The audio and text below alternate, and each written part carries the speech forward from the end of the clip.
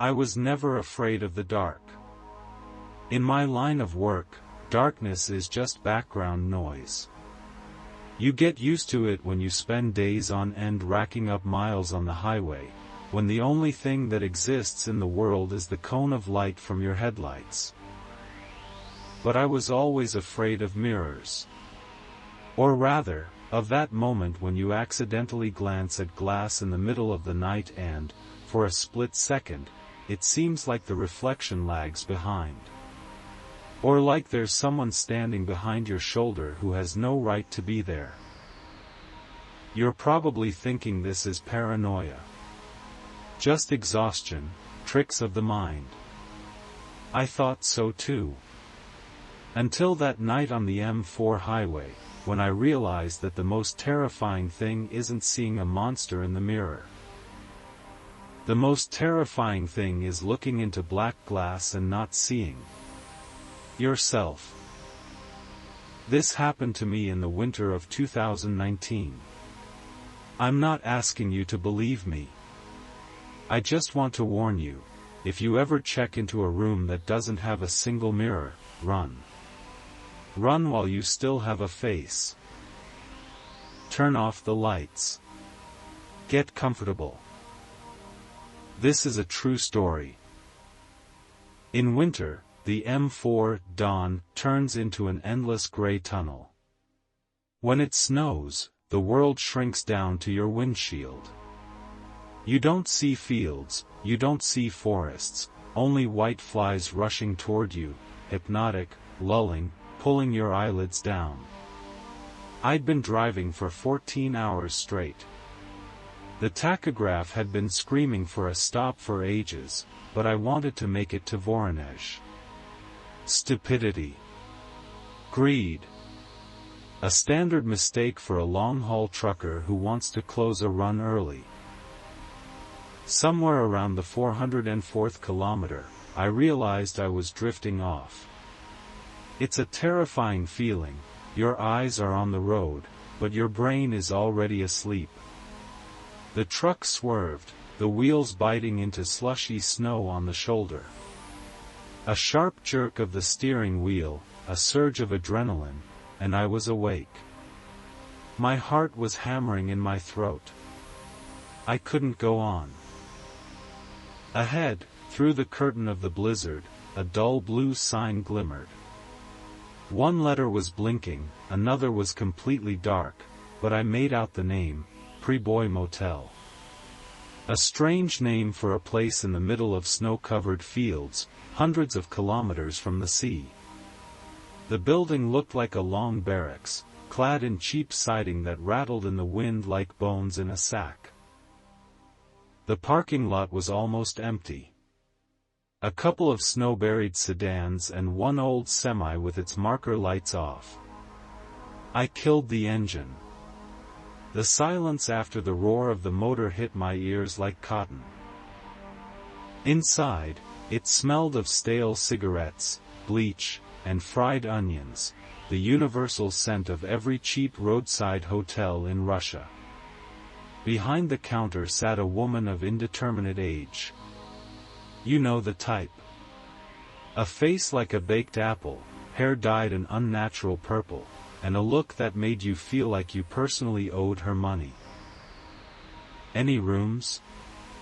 I asked, shaking snow off my jacket. She looked at me over her glasses, slowly chewing gum. "Suites taken. Standards left. Room 13.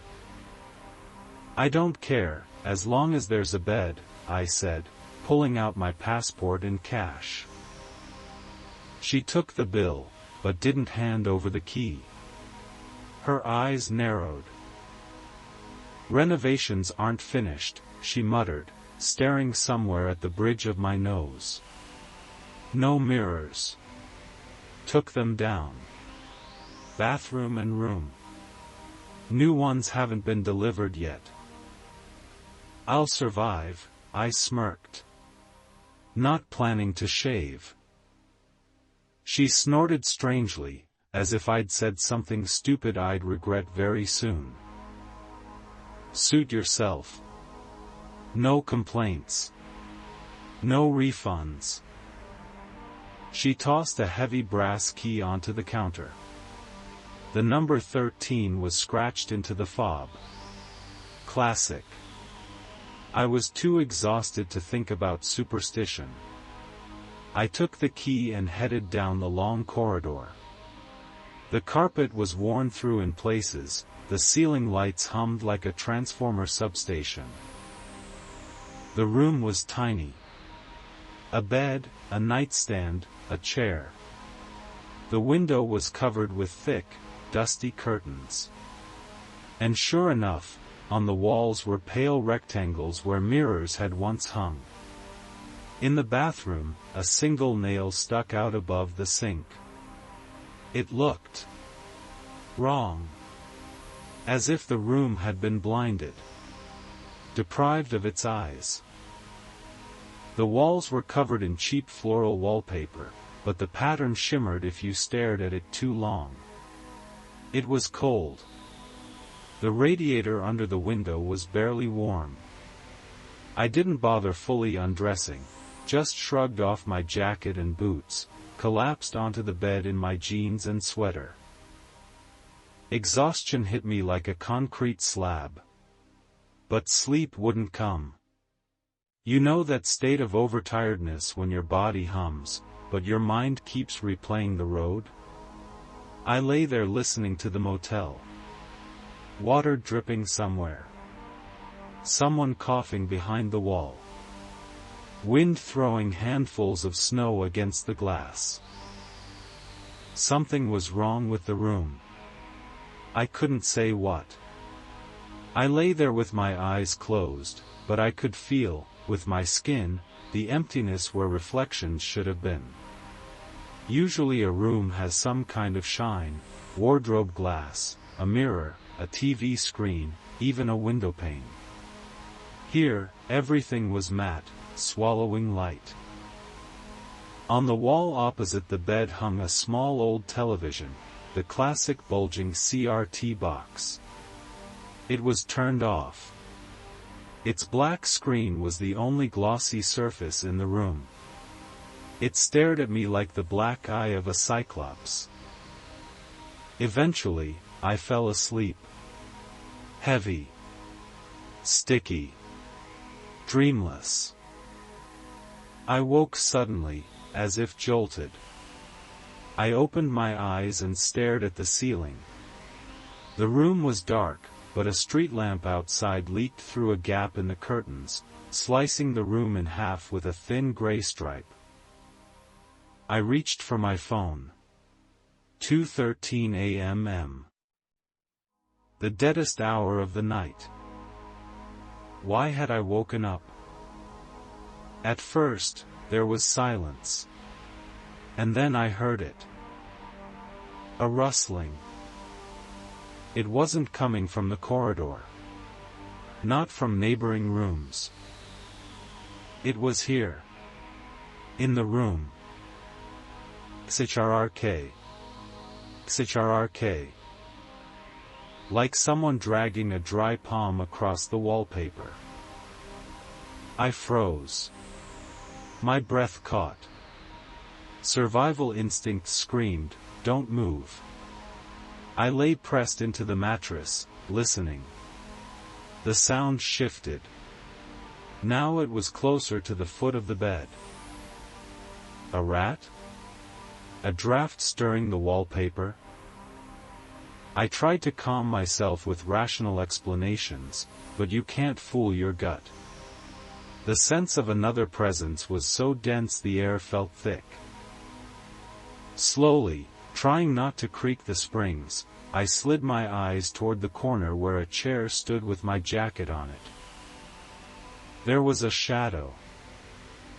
Nothing unusual, just the shadow of a jacket, right? But this shadow was too solid. It didn't fall on the wall. It stood in front of it.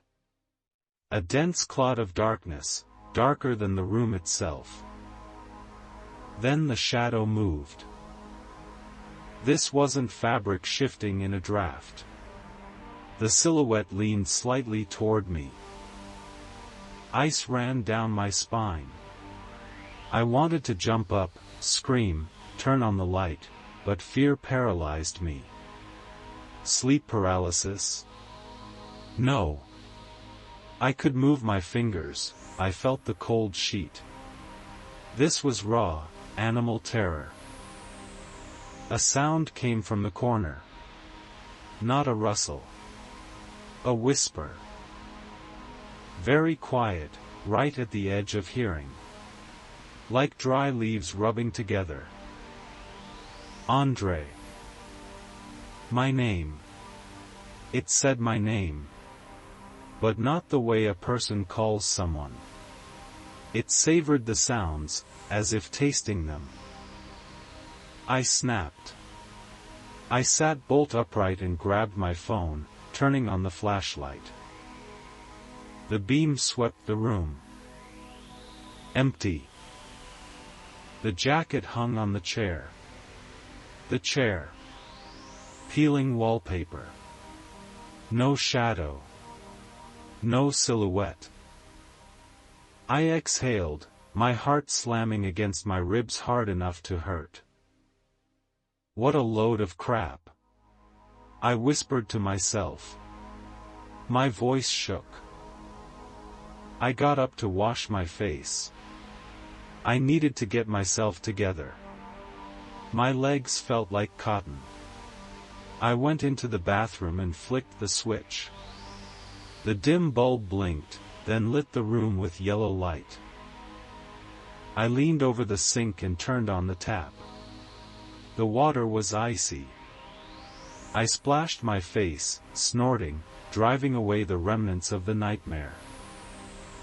By habit, I lifted my head to look at myself in the mirror. And saw a bare wall with a nail sticking out. Right. Renovations. No mirrors.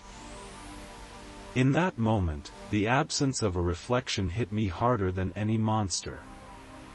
I stood there, water dripping from my face, staring at dirty tiles. I felt non-existent. I wiped my face with my sleeve and went back into the room. There was no way I was sleeping now.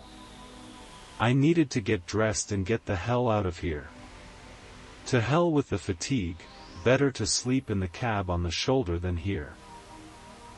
I started getting dressed. Pulling on my boots, I felt that same gaze again. My back burned. Someone was staring at the back of my head. I spun around. Nobody. The room was empty. But the feeling didn't fade. It grew stronger. I looked around. No mirrors. The window was curtained. Where? From where? My eyes fell on the television. The powered-off CRT. Black, convex glass. I walked up to it. I needed to see some kind of reflection, just to be sure I wasn't losing my mind. To prove that I was still here. I shone my phone's flashlight at the screen, but at an angle, so the beam wouldn't blind the glass, but would show the room reflected. In the black glass, the bed appeared. The nightstand. The light from my flashlight. But I wasn't there. I stood directly in front of the TV. I saw a beam of light coming from emptiness. I saw it fall onto the floor in the reflection. But my silhouette, my face, my hands, were gone. Where I should have been, there was nothing.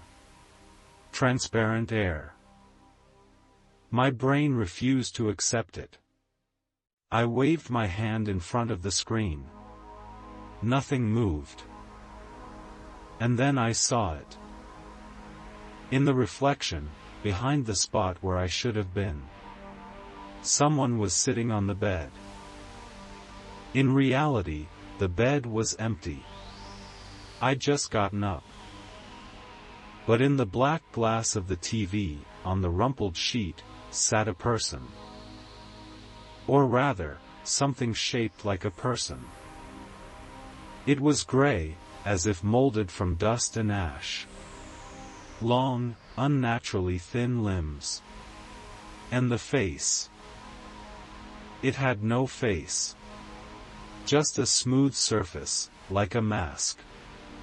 But I knew it was looking at me. The thing in the reflection slowly raised its arm and pointed a finger at me, at the place in reality where I stood. Then a slit opened in its smooth face. Its mouth stretched impossibly wide, and in the silent room I heard a whisper coming from the television, even though it was unplugged. "Give." I didn't scream. I had no voice. I staggered back, tripped over my own boots, and fell. As I was falling, I saw the creature in the reflection lunge. It didn't run. It flowed toward me like a liquid shadow, spilling out of the screen into reality.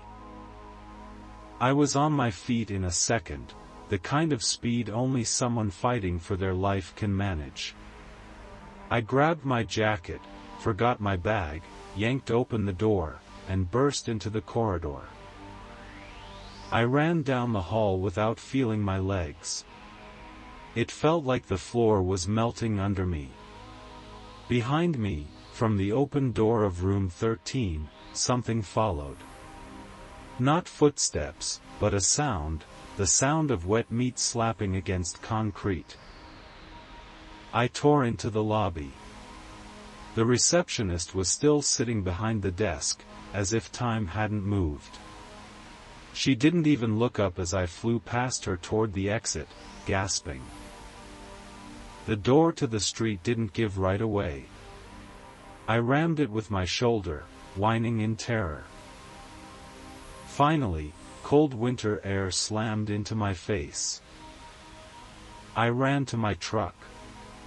With shaking hands, dropping the keys into the snow, I somehow got the door open and climbed into the cab. Locked the doors. Pulled the curtains. Started the engine. Only when the diesel began to rumble and the vibration passed into the seat was I able to breathe. I sat there gripping the steering wheel, staring at the motel entrance. The door was closed. No one came out after me. Maybe I imagined it. Fumes. Exhaustion. Hallucinations from lack of sleep. I turned on the cabin light. I needed to see myself.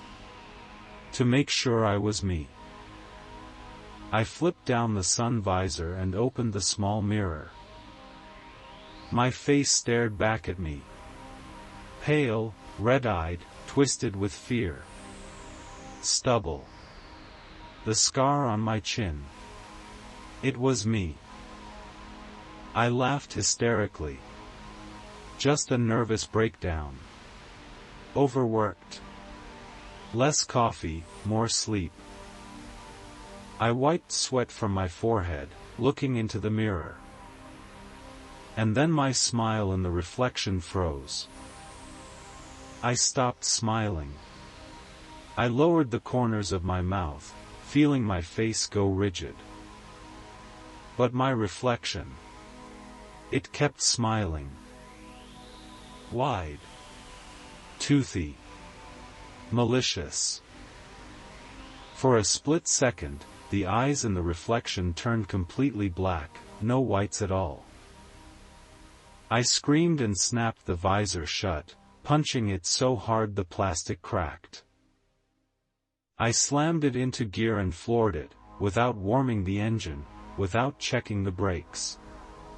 The truck tore off, kicking up a vortex of snow. I drove all the way to Voronezh without stopping. I drove without looking in the rearview mirrors. I taped over the interior mirror with electrical tape while moving. It felt like if I looked, I'd see that gray man sitting in the sleeper behind me. Or I'd see that the one behind the wheel wasn't me. In the morning, at a truck stop, in daylight, I finally worked up the courage. I got out of the truck and went to the side mirror. It was me. Just an ordinary, tired guy. But since then, I've noticed things. Sometimes, when I shave, the movement of the razor in the mirror lags behind by a fraction of a second. Sometimes I see an expression in my reflection's eyes that I don't feel: cold, hatred. And yesterday, an acquaintance called me. He'd stopped in that area too. He said the Pre-Boy motel burned down 3 years ago. To the foundation. I asked when exactly. Winter of 19, he said. Electrical short. Supposedly someone smashed a TV in one of the rooms and it started a fire. They say the owners were strange. In room 13 they kept someone. Or something. They made the walls matte on purpose so it wouldn't see itself. I hung up. I went to the large mirror in my hallway. I stared at myself for a long time. 5 minutes, at least. And you know what? The one in the mirror blinked first. I didn't blink. Now I tape over my mirrors at night. And I suggest you do the same. Because one day you'll wake up, look into the glass, and realize your place in this world is already taken. And you're trapped on the other side, in cold, gray darkness, screaming silently, pounding your fists against glass that, from this side, looks like nothing more than the black screen of a turned-off television. Good night. And don't stare at reflections for too long.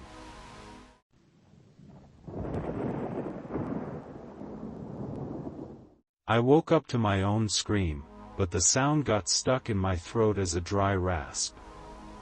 The room was dark, smelling of old dust and something sweetish, rotten. I lay there, afraid to move, listening. Silence.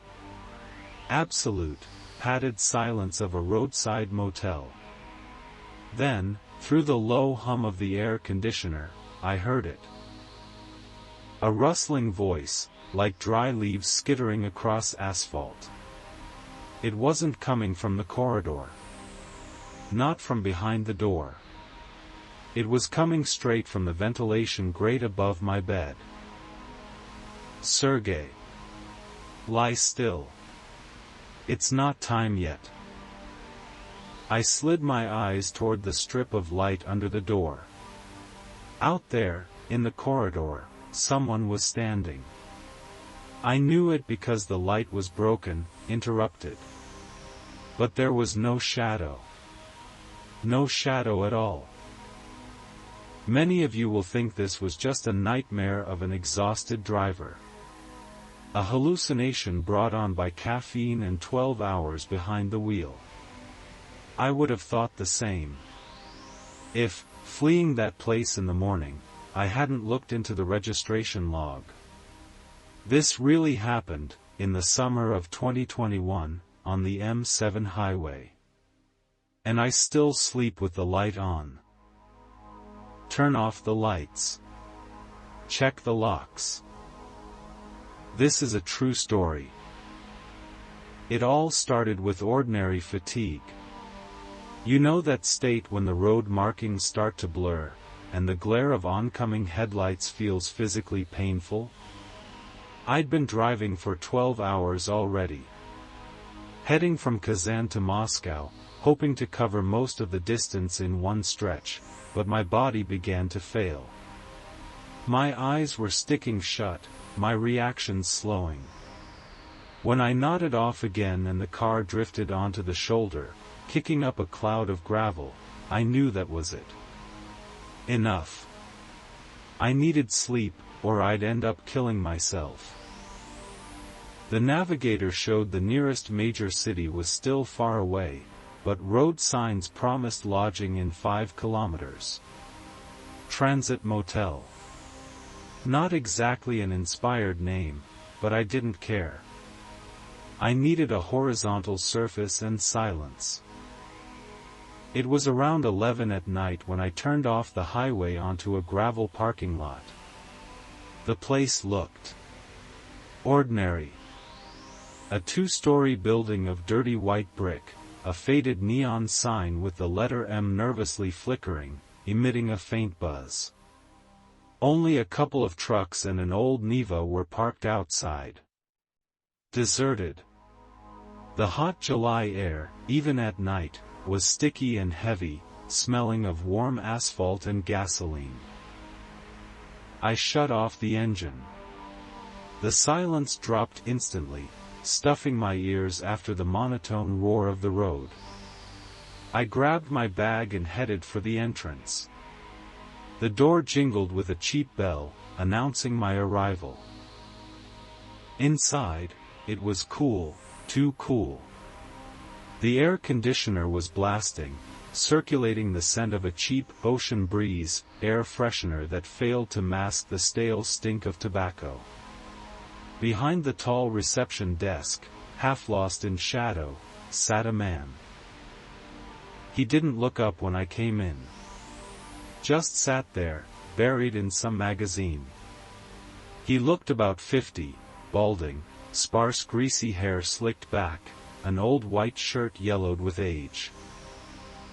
"Good evening," I said, stepping closer. "Any rooms available?" The administrator slowly raised his eyes. They were watery, colorless, as if bleached by the sun. He was looking at me, yet it felt like his gaze passed straight through me, fixing on something behind my back, on the front door. "One," he said. His voice was quiet, creaky, like an ungreased hinge. "Room 7. He didn't stand. Didn't even shift. He simply reached back toward the keyboard hanging directly behind him, without turning around. His arm bent at an unnatural angle, fingers finding the tag marked 7. "Passport," he demanded. I handed it over. He opened a thick ledger, the registration book. The pages were yellowed and frayed, as if the book were 100 years old. He copied my details slowly, carefully forming each letter without lifting the pen. "One night?" he asked, not looking up. "Yes. Just to sleep." "Don't make noise," he said suddenly. It didn't sound like a request, but an order. Or a warning. "We have quiet guests." He slid the key toward me across the countertop. The metallic scrape set my teeth on edge. I took the key, signed in the "Arrival" column, and noticed something odd. There were many entries for the past week, but in the "Departure" column almost everywhere there were dashes. I chalked it up to staff laziness. "Thanks," I muttered and headed for the stairs. On the first step, I glanced back. The administrator sat in the exact same pose, utterly motionless. He hadn't returned to his magazine. He was watching my back. The desk lamp cast light from the side, brightly illuminating his profile and shoulder. And that was when I felt the first prick of unease, not fear, but discomfort, as if my brain had noticed an error in the image but hadn't yet processed it. I brushed it off and went upstairs. Room 7 was at the end of a long corridor lined with carpet whose pattern seemed to move if you stared at it too long. I opened the door, tossed my bag on the bed, and went straight to the shower. The water was rusty and smelled of iron, but washing off the road grime was necessary. When I came out, it was midnight. I felt completely drained. The bed was hard, the linens washed down to a dull gray, but I didn't care. I turned off the light, leaving only a dim night lamp on in the room's hallway, and sank into a heavy, restless sleep. I woke abruptly, as if shoved. My heart was pounding. The clock read 2:45 a.m. My mouth was so dry my tongue felt like sandpaper. I remembered I'd left my bottle of water in the car. The thirst was unbearable. I tried to convince myself to wait until morning, but it was stronger than my laziness. I'd have to go down. I pulled on my jeans, took the key, and stepped into the corridor. It was quiet. Too quiet for a motel meant for truckers. No snoring behind walls, no muffled TVs. Dead silence. Only the hum of an old drinks fridge at the end of the hall. I walked over, but it was empty and unplugged. Swearing under my breath, I headed for the stairs to go down to the lobby vending machine. As I descended, I saw the administrator.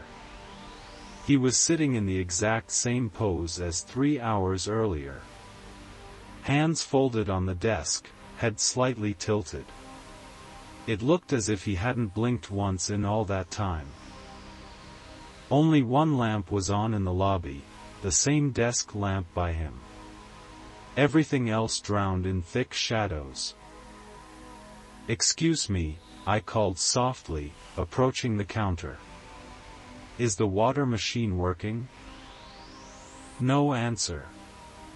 No movement. I stepped closer, irritation rising, mixed with a vague fear. "Hey, old man, are you asleep?" I was about 3 meters from the desk when my brain finally assembled the puzzle that had bothered me earlier. The lamp was to his left. A bright, powerful lamp. Its light fell on his left shoulder, his face, his hands.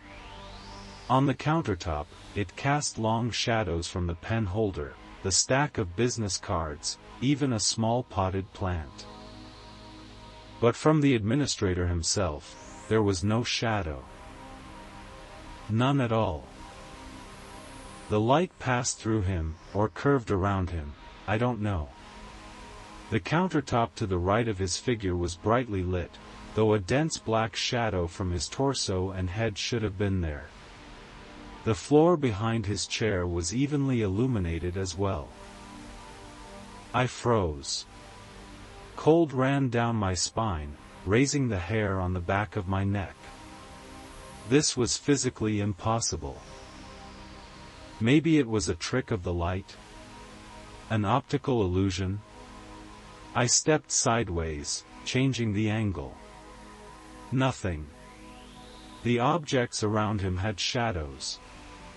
He didn't. Then he slowly, with a creak like an old mechanism, turned his head toward me. In the half-light, his eyes looked like 2 black pits. "Thirst bothering you, Sergey?" he asked.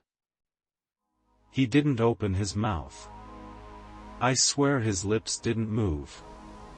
The voice sounded inside my head, or maybe it came from the walls, low, vibrating. I changed my mind, I whispered, backing away. "There's water in the cooler around the corner. But it won't help you." His hand twitched on the desk. Sharp, like a marionette's jerk. But no shadow appeared beneath it. I could see the wood grain through the place where the shadow should have been. I turned and hurried, almost ran, up the stairs. My heart was hammering in my throat. I had to get out of there. Pack my things and leave right now. To hell with sleep. I burst into my room, slammed the door, and locked it with shaking hands. Then I hooked the chain. I leaned my back against the door, breathing hard. Calm down, I told myself. You're just overtired. Your imagination. Shadows fall strangely with multiple light sources. He just looks odd. I checked the time. 3:00 a.m. Time to pack. I went to the bed and started stuffing clothes into my bag. Then the light flickered. Once. Twice. And went out. I was plunged into total darkness. The only light was a thin strip seeping in from under the corridor door. I reached for my phone to turn on the flashlight, but it slipped from my sweaty hands and slid under the bed. Damn it, I muttered, dropping to my knees and groping through the dusty carpet. That's when I heard footsteps. They weren't in the room. They were in the corridor. Slow, shuffling steps. Shuff. Pause. Shuff. Pause. They were coming toward my door. I froze under the bed, afraid to breathe. The steps stopped right outside. Through the gap under the door, I saw the corridor light blocked by someone's legs. Shoes. Old, worn shoes, the administrator's. He was standing there. I waited for a knock. Or a shout. Or the door handle to move. Nothing happened. He just stood there. A minute. 2. 5. Then something happened that nearly made me pass out. The light from the corridor flowed back into the room. The shoes were still there behind the door. But the shadow they should have cast through the gap wasn't there. The light poured in evenly, as if no one were standing outside at all. But I could see the shoes.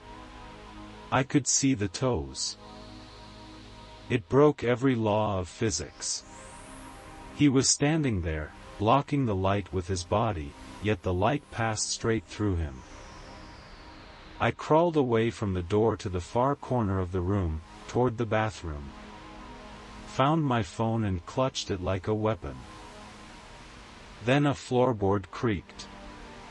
Not in the corridor. Inside the room. I snapped my head up. In the corner by the window stood a mirror. A cheap, full-length mirror. In the darkness it barely glimmered. I pointed my phone screen at it, giving off a weak glow. In the reflection was my room. The bed. Scattered clothes. And the door. But in the mirror, the door was open. I looked at the real door. It was closed. Locked. Chained. I looked back at the mirror. There, the door stood wide open. And in the doorway was him. The administrator. Now I could see him fully. He wasn't standing. He was hovering a few centimeters above the floor. His face was stretched into an unnatural grimace, his mouth open so wide it looked as if his jaw were broken. And he wasn't looking at my reflection. He was looking out of the mirror, straight at the real me. His eyes in the mirror met mine. And then I heard that whisper. Right by my ear, from the ventilation grate. Sergey. Lie still. The sound was so close it felt like he was sitting on my shoulder. I felt a breath of cold air on my cheek. The shadow is looking for an owner, Sergey. I don't have one anymore. I need yours. I knew I was losing my mind. This couldn't be real. I squeezed my eyes shut and started praying, though I'd never been religious. I kept repeating, "This is a dream, wake up, this is a dream." Not a dream, it rustled from the vent. Look at the floor. I didn't want to open my eyes. But reflex won. I looked down at my feet. The light from my phone fell on my sneakers. But beneath them, there was no shadow. My shadow was gone. I raised my hand. On the wall, nothing. The light illuminated the wallpaper, but there was no outline of my hand. Animal terror seized me. The kind that doesn't make you scream, but leaves you numb. I felt hollowed out from the inside. Weakness washed over me in waves. It felt like I was dissolving, becoming transparent. In the mirror, the administrator stepped over the threshold. In the reflection, he entered the room. In reality, the room was empty. I understood, if he reached me in the mirror, I would disappear. I would become like him. A shell without a shadow, bound to that desk forever. I jumped up. Adrenaline surged one last time. I couldn't leave through the door. He was there, or wasn't there. I grabbed the heavy chair and swung it with all my strength into the window. The glass, thankfully, was single pane and old. It shattered with a crash that sounded like music. I don't remember climbing through the frame or cutting my hands on the shards. I spilled out onto the first floor awning, slid down it, and hit the parking lot asphalt, smashing my knee. I got up and limped toward my car. The keys were in my pocket. My hands shook so badly I dropped them 3 times before getting them into the lock. I looked up at the second-floor windows. In the window of my room, number 7, the light was on. And he stood in the opening. He was looking down. And he was smiling. I could see it clearly now in the streetlight. But the worst part wasn't that. Behind him, on the wall of the room, a shadow danced. Huge. Black. Thick. It was my shadow. He had taken it. Or put it on. I started the engine, floored the gas, and tore off, kicking up columns of dust. I raced down the highway, barely seeing the road, breaking every rule imaginable, until the lights of the transit motel vanished in the rearview mirror. Only after driving about 50 kilometers, when dawn began to break, did I dare stop at a gas station. It was crowded. Living people. Truckers. A cashier. I got out of the car. My legs trembled.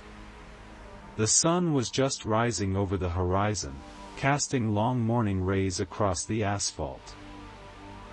I looked at my feet. From my boots stretched a long, clear gray stripe. A shadow. It was there. I nearly cried with relief. I touched the asphalt, checking if it was real. But then I reached into my pocket for cigarettes and felt something hard. A key. I had forgotten to return the key to room 7. On the cheap plastic fob, the motel's name was scratched in. I wanted to throw it into the trash, but curiosity, damned human curiosity, made me look closer. It wasn't just a key.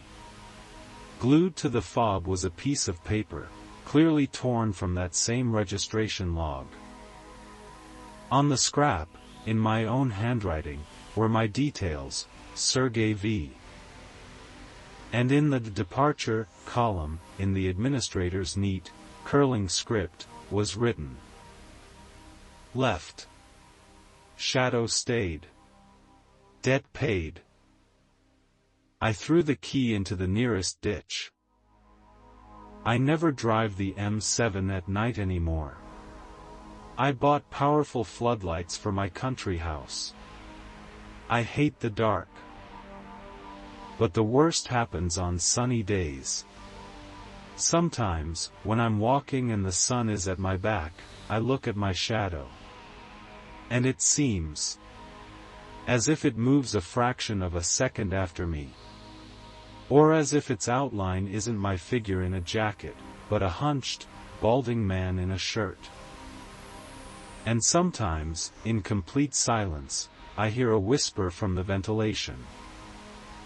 Fits well, Sergey. Like it was made for you.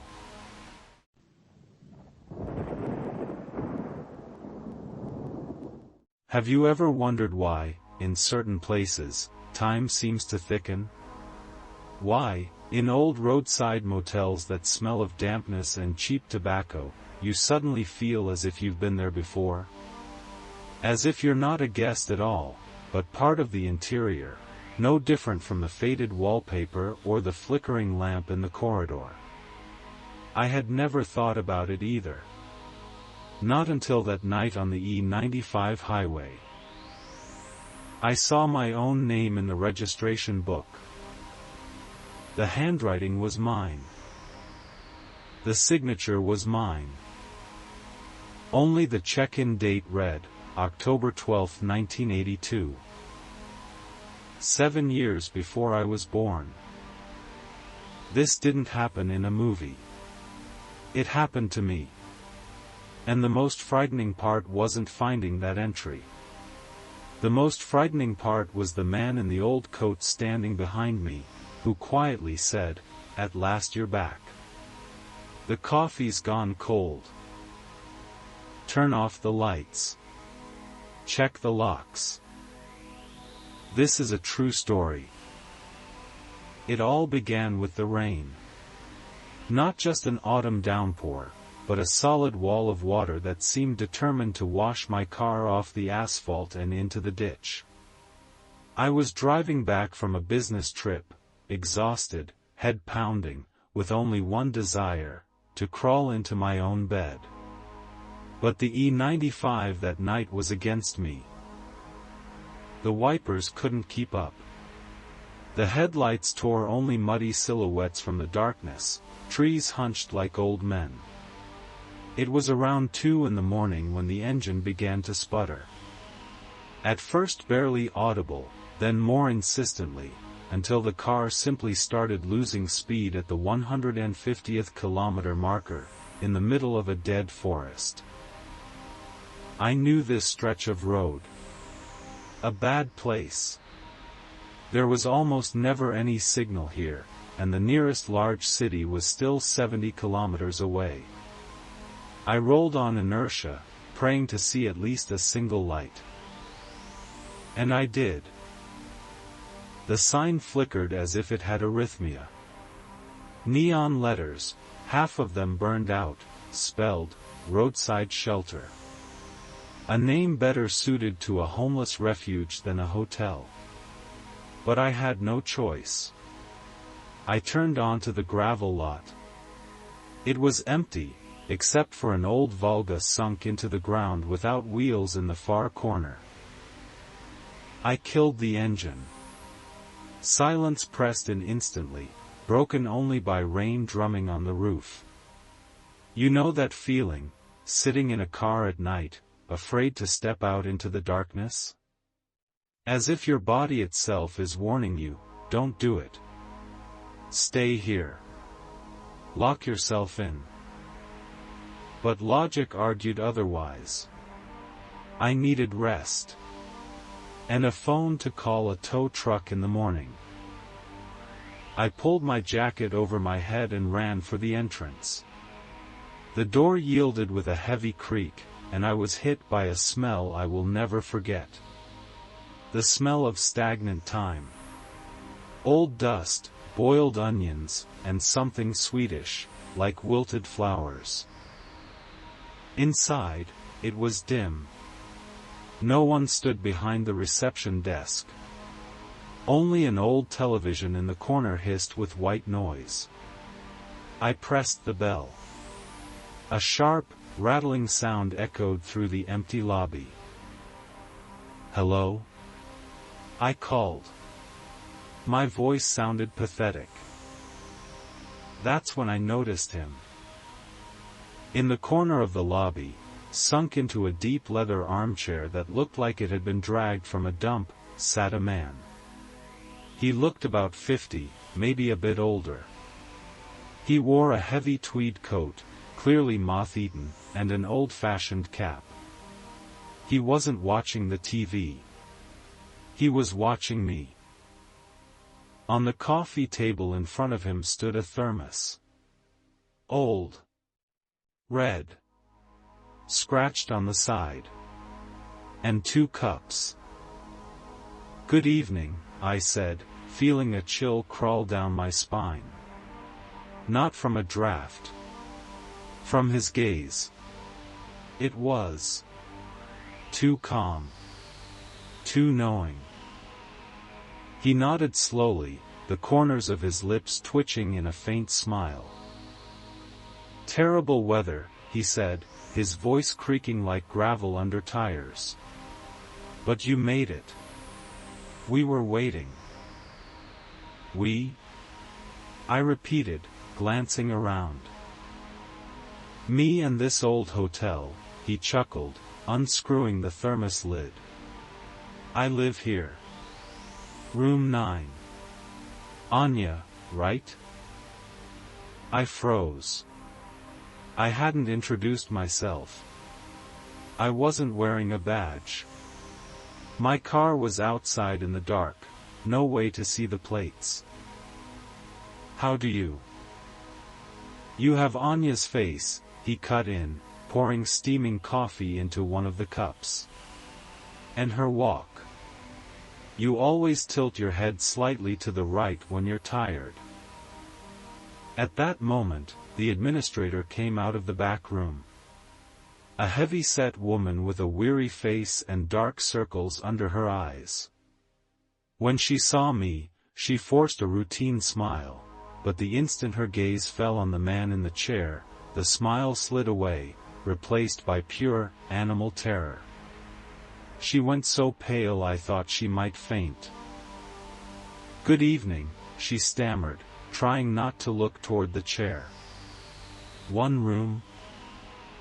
"Yes." I stepped closer to the desk, instinctively keeping nearer to her and farther from the strange guest. "Tell me, does this man know me?" "He called me by name." The administrator froze. Her hands, sorting through the keys, trembled. She leaned toward me over the counter, and I smelled valerian. "Don't talk to him," she whispered, barely moving her lips. "For God's sake, girl. Just take the key and go to your room. Don't answer him." "Why? Who is he?" "He's a guest. A long-term one. He said he lives in room 9. She flinched as if I'd struck her. "We don't have a room 9, she breathed.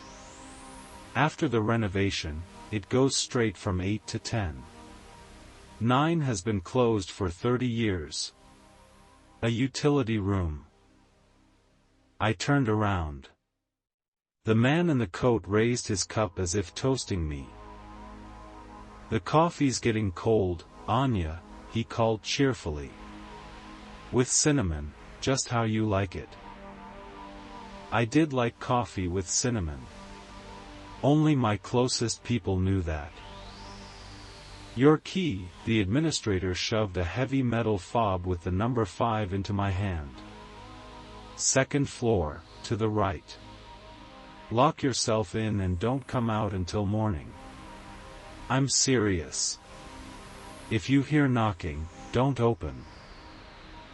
I grabbed the key and my bag, longing for one thing only, a closed door. As I climbed the creaking stairs, I felt a heavy, sticky gaze on the back of my head. And quiet laughter that seemed to come not from the lobby, but from the walls themselves.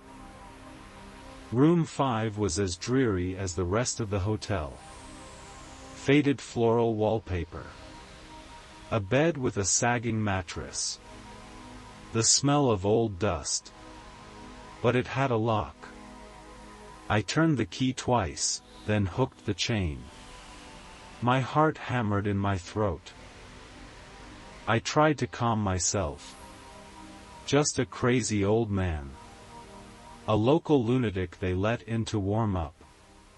And the name, maybe he overheard me on the phone in the parking lot? No, I hadn't called anyone. Maybe he guessed. Anya is a common name. I sat on the edge of the bed, still dressed. Sleep was impossible. Rain hissed outside, but beneath the sound of water I began to hear something else. Footsteps. Heavy, shuffling footsteps in the corridor. Scrape. Pause. Scrape. Pause. They were coming closer, slowly, as if someone were dragging an injured leg. I held my breath. The steps stopped right outside my door. I saw a shadow block the strip of light beneath it. Silence stretched into eternity. I could hear only the pounding of blood in my ears. Then came the knock. Not aggressive. Not demanding. A polite, quiet knock with knuckles. 3 times. Anya? The man's voice was muffled but clear. Anya, check the gas. Like always. You're always forgetting to turn the burner off. Heat rushed to my face. Gas? There was no kitchen in the room. What was he talking about? Go away. I shouted, forcing my voice to sound firm. I'll call the police. A pause hung behind the door. The police? His voice held genuine surprise, tinged with sadness. Why, dear? We've just arrived. You're tired. Sleep. But check the gas.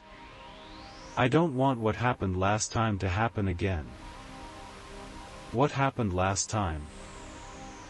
I heard him sigh, and the footsteps resumed, moving away down the corridor. I crept to the door and peered through the peephole. The corridor was empty and dimly lit. I saw the man's back in the tweed coat. He walked slowly toward the end of the hall, where there should have been a wall or a window. But he didn't stop. He reached a door with a plaque covered in dust. I couldn't see the number, but I knew it. 9. He took out a key, unlocked the door, and went inside. The door slammed shut. The administrator had said room 9 was a utility room, closed for 30 years. I was shaking. I pulled out my phone. No signal. Of course. I couldn't stay here. The sense of danger became physical, pressing on my chest, stealing my breath. I had to go downstairs, demand answers from the administrator, or just wait out the night in my car. The car was safer. I could lock myself inside. I grabbed my bag, carefully unlocked the door, and looked into the corridor. Empty. Quiet. Moving as silently as I could, I headed for the stairs. Passing the spot where the old man had vanished, I couldn't resist. I looked at the door. There really was a number 9, nailed on with a single crooked nail. No light shone from beneath it. But from behind the door came warmth. And a smell. The smell of coffee with cinnamon. And something else. The faint, sweetish smell of gas. I ran downstairs. "Miss!" I shouted, bursting into the lobby. "Miss, I need..." I stopped short. No one stood behind the desk. The lobby light was even dimmer now. The television was off. "Hello?" Silence. I went behind the counter. Empty. But lying on the desk was the open guest registration book. An old ledger with yellowed pages. It was open to today's date. But there were no entries. The page was blank. No my name. No old man. I flipped back. Yesterday, blank. The day before, blank. I flipped faster, the pages rustling in the silence like dry leaves. A year ago. 5 years. 10. The entries stopped in the 90s. After that came only rare, clumsy notes. Then I found a bookmark. The page was dated October 12, 1982. The handwriting was neat, rounded. Painfully familiar. In the name column, Ivanova Anna Sergeyevna.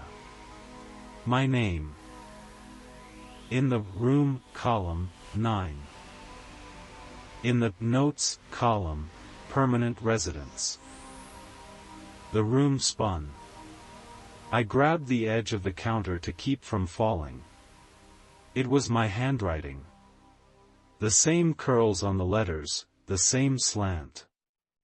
But in 82 I didn't exist. "Found it?" a voice said right by my ear. I screamed and jumped back, slamming into the key cabinet. He stood beside me. The same old man. Only now he looked younger. Fewer wrinkles. The coat looked newer. But the eyes were the same, bottomless with sadness. He held out the red thermos. "You forgot it in the room, Anya. 35 years ago. You went out for cigarettes and forgot to check the gas." "Who are you?" I screamed. "What do you want?" "I don't know you." He smiled sadly and set the thermos on the counter. "You do know. You just forget every time.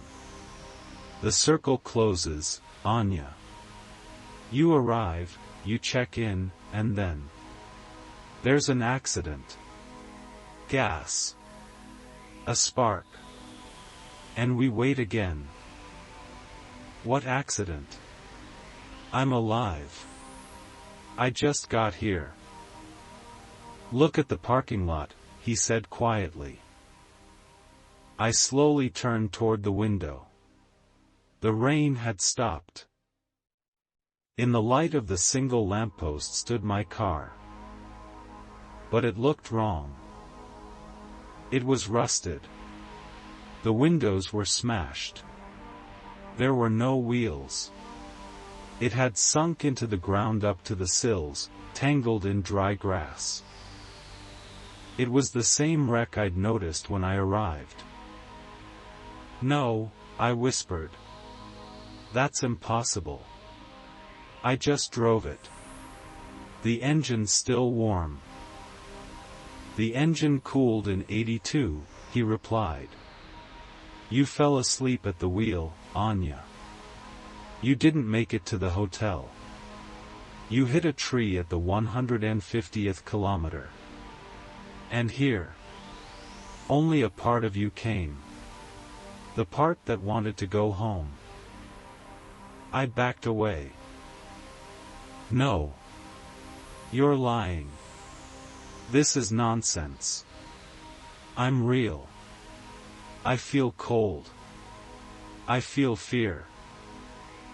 Fear is the only thing that keeps you here." He stepped toward me. "Come to room 9. It's warm there. There's coffee.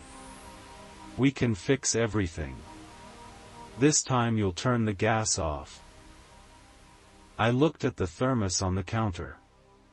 There was a scratch on it, exactly like the scratch on the thermos that lay on the back seat of my car.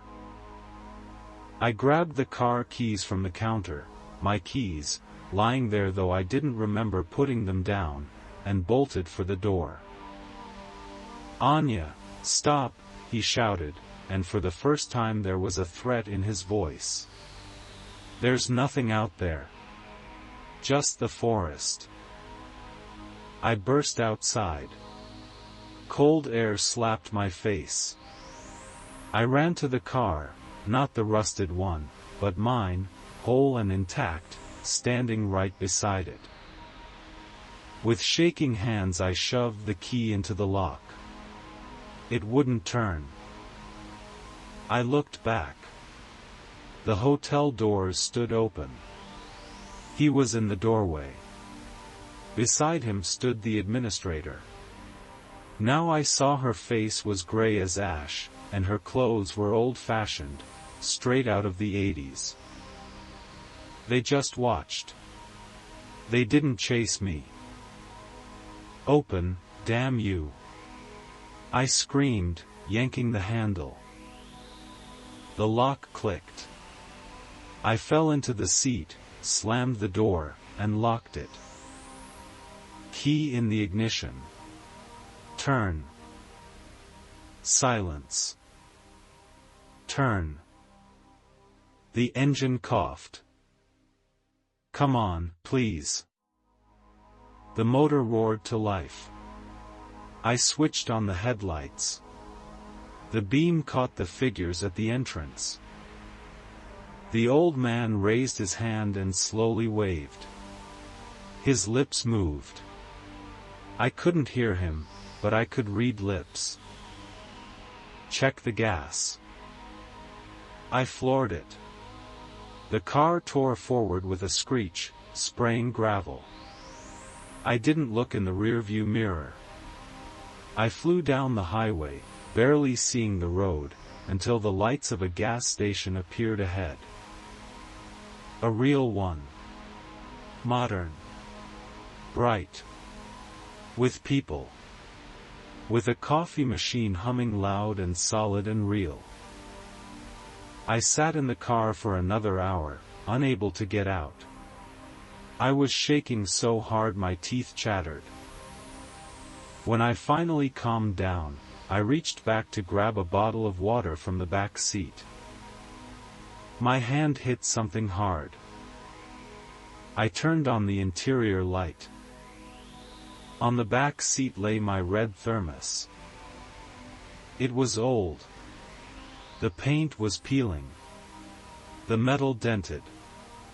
And it was covered in a thick layer of dust and cobwebs, as if it had been lying there for 30 years. I unscrewed the lid. A sharp, nauseating smell of gas hit my nose. The thermos was empty, but the odor had soaked into the metal. I never drove the E95 again. I sold the car a week later. But now, every night before going to bed, I go to the kitchen. I check the stove. I touch the knobs. 1, 2, 3, 4. Everything is off. Yet sometimes, as I'm drifting to sleep, I hear a quiet, polite knock on my bedroom door. And a familiar voice whispers, "You forgot again, Anya. We're waiting. Room 9 is free. Good night. And don't forget to check the gas."